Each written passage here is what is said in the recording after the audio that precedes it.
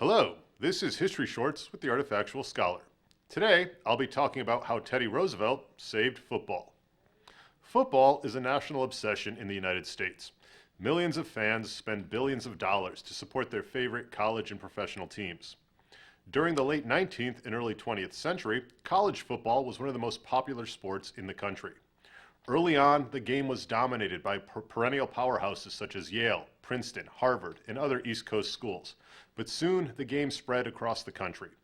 Teddy Roosevelt had attended Harvard and enjoyed football.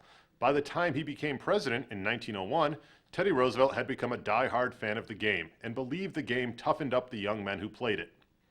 Despite public and presidential popularity, the violence in the game was reaching shocking levels. At that time, the game was more akin to rugby than to modern football. Players wore little, if any, padding.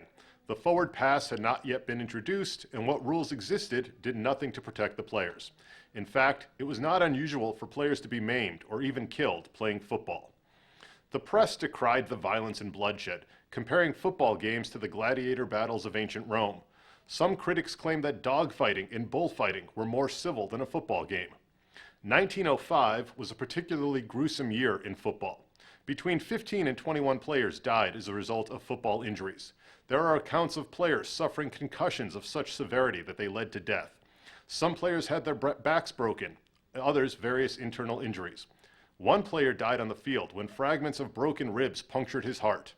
Additionally, there were about 145 non-fatal football injuries.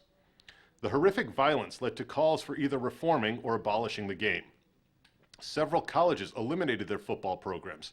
Even Harvard, the president's alma mater, considered getting rid of the game. Roosevelt, the ardent fan, decided to intervene. He summoned the coaches of some of the leading football schools to a meeting at the White House and encouraged their reform of the game. That meeting had its intended effect. Bill Reed, the Harvard coach, organized a new rules-making body called the Intercollegiate Athletic Association, the precursor of today's NCAA. The coaches modified the rules of football, introducing the forward pass and doubling the distance for a first down from 5 yards to 10 yards, and making other changes to limit the brutality.